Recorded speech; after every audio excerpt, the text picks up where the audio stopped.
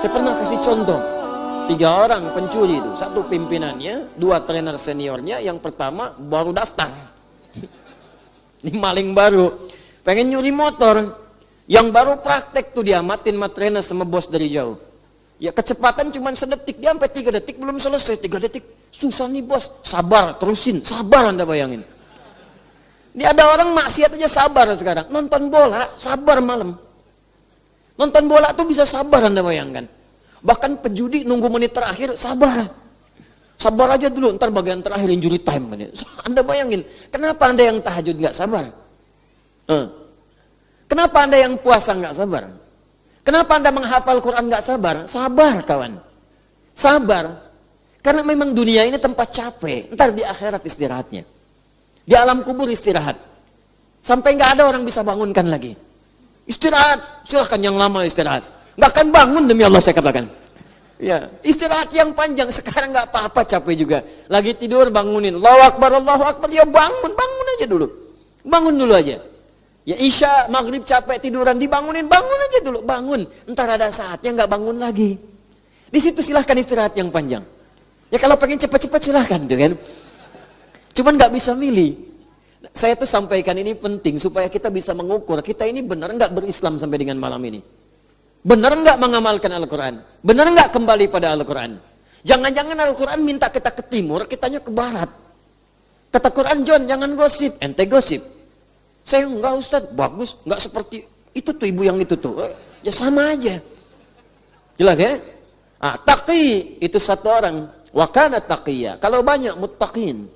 Dzalikal kitabu la raiba fihi. Hudan lil muttaqin. Muttaqin itu cirinya ibadah. Alladzina yu'minuna bil ghaib wa yuqimuna as-shalah wa mimma razaqnahum yunfiqun. Infak ibadah, salat ibadah. Nah, rumus ibadah itu ibadah bagian dari takwa. Takwa itu rahasianya di antaranya dalam Al-Qur'an itu wasilah untuk memohon kepada Allah agar mengabulkan apa yang kita mohonkan. Itu rumus. Tadi rumusnya di Al-Maidah ayat ke-35. Ya ayyuhalladzina amanu, hai orang-orang telah beriman kepada Allah, ittaqullah, coba kamu tingkatin tuh takwanya. Deketin Allahnya. Anda pengen harta, yang punya harta itu Allah, karena itu disebut Ar-Razzaq. Kenapa Anda nggak dekati Allah yang punya harta itu? Anda pengen ilmu, yang punya ilmu Allah Al-Alim. Kenapa nggak Anda dekati Allahnya yang punya ilmu? Kan rumusnya begitu. Orang yang punya kita dekati supaya dapat bagian dari apa yang ia punya. Allah punya segalanya, dekati pemiliknya supaya ia membuka kepada Anda segala pintu kemudahannya. Bagaimana jalan mendekat kepada Allah? Ittaqullah, tingkatkan takwa ibadah. Makanya orang dulu itu banyak yang ibadah, pasca ibadah dia memohon kepada Allah. Bahkan saat sedang ibadah minta. Itu Nabi Zakaria kan punya anak Yahya, minta dalam ibadah. Belum selesai ibadah udah dikabul. Quran surah ke berapa? 3. Ayat ke 38. Minta keturunan dalam sholat. Anda bayangkan. Ya, hunalika da'a Zakaria rabbah. Di mihrab itu Nabi Zakaria bermohon kepada Allah Rabbnya. Qala rabbi habli min ladunka dzurriyyatan thayyibah. Innaka sami'ud du'a. Ya Allah, mereka berkata aku enggak mungkin punya keturunan karena mereka melihat istriku punya keterbatasan. Secara klinis dia sudah menopause, secara medis dia divonis mandul. Kata manusia yang nggak mungkin. Tapi hamba percaya engkau pemberi yang tak punya batas. Sifat Allah namanya Wahhab, pemberi tanpa batas. Minta dengan amr lit talab, memohon. Habli, mohon ya Allah, anugerahkan kepadaku dari sifatmu yang tak punya batas. Dzurriyyatan thayyibah, min ladunka, dari sisimu saja. Saya percaya kepadamu, orang lain sudah nggak saya dengar ya Allah. Itu rumus dari Quran. Kalau ada orang menghukumi Anda dengan sesuatu terbatas, ini udah nggak bisa Pak. Ini nggak mungkin Pak. Ini mustahil Bu. Kalau ada kalimat itu tanda pertama dari Allah. Tinggalkan pendapat manusia, segera cari amalan mendekat kepada Allah, karena Allah memberi kabar gembira ingin mengabulkan langsung kepada Anda tanpa perantara manusia. Itu cara bacanya. Cuma mesti yakin karena kaidahnya dibuat dengan la raiba fi. Kalau Anda nggak yakin, sedikit hanya ragu, nggak akan dapat. Mesti yakin, full keyakinan dalam hati kita. Full keyakinan. Kalau sudah full, dapat. Makanya ketika Nabi Zakaria memohon dengan penuh keyakinan dalam salatnya, innaka sami'ud du'a. Engkau pasti, pakai inna tuh. Inna itu kan kalau di ilmu nahwu kita ngaji, inna harfu nasbin wa tauqidin tansibul isma wa tarfa'ul khabara mabniun 'alal fathi la mahalla lahu min al-i'rabi. Paham? Tidak. Nah. Inna harfu nasbin wa tauqidin. Inna itu huruf yang menunjukkan makna nasab. Nasab itu kalau harakat fathah harakatnya. Tapi di ilmu bahasa nasab itu menancapkan sesuatu dengan kuat. Nasabar rajulu asahu 'alal ardi. Seorang menancapkan tongkatnya dengan kuat di tanah. Pum. Sehingga sulit untuk dicabut. Sulit itu nasaba namanya. Jadi kalau ada kalimat dibuka dengan inna, itu mesti tancapkan dalam hati kita dengan kuat. Jangan ragu. Makanya orang Arab kalau ingin meyakinkan sesuatu pakai inna di depannya. Ya.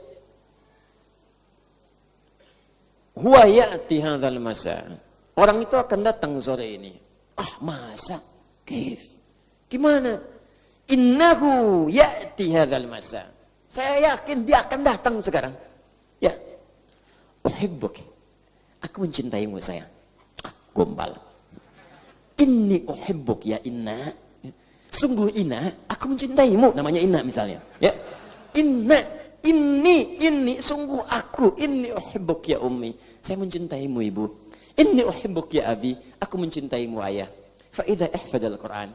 Kalau engkau cinta denganku ya anakku, hafalkan Quran supaya engkau berikan mahkota padaku di hari kiamat. La ahtaju bi Ferrarika, wala bi Lamborghinika, wala bi Lamborghituka, wa innani asyaqqu hubban wa ashtaqu mahabbatan lil husuli tajil Quran. Sungguh aku enggak butuh dengan Ferrarimu. Sungguh aku tidak butuh dengan Lamborghini-mu, juga Lamborghitumu. Yang aku inginkan, engkau berikan mahkota dengan tanganmu yang aku rawat sejak kecilmu di hari kiamat saat aku kembali kepada Rabb kita semua. Katakan itu dalam setiap mau tidurnya, bisikan di telinganya. Sehingga itu terngiang dalam benaknya dan masuk ke dalam jiwanya.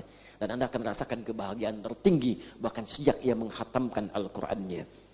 Sebelum Anda berpulang kepada pencipta kita Allah Subhanahu wa taala, sujud Anda syukur. Betapa saya lihat, saya sering terharu kalau lihat anak-anak sedang karantina selesai, ibunya datang, bapaknya datang, semangat disupport itu. Habis itu ada yang telepon, ada yang nangis, ada yang macam-macam. Itu baru di dunia, apalagi di akhirat nanti. Apalagi di akhirat. Muliakan diri Anda dengan kemuliaan dari Allah Subhanahu wa taala. Wabtagu ilaihil wasilah, cari wasilah dengan takwa. Ini saya sering dapatkan nih banyak kertas masuk. Mungkin ribuan kertas masuk itu. Masuk. Masalah semua. Masalah semua. Jadi, ya saya ini memang objek masalah. Datang. Alhamdulillah. Memang tugasnya begitu. Ya kalau nggak mau begitu jangan jadi ustad gitu kan. Datang, cuman persoalannya Anda ini kebanyakan belum mendekat kepada Allah. Ya kuncinya kan sederhana, dekati dulu Allahnya, yakinkan pada diri kita. Salah satunya apa? Dengan ibadah. Makanya ibadahnya maksimalkan. Begitu maksimal, pasca ibadah doa, biasakan berdoa. Doa. Nabi itu berdoa. Pasca salat itu berdoa, Allahumma inni as'aluka ilman nafi'a wa rizqan thayyiba wa amalan mutaqabbala. Doa. Habis zikir, doa. Kalau sedang gelisah, doa.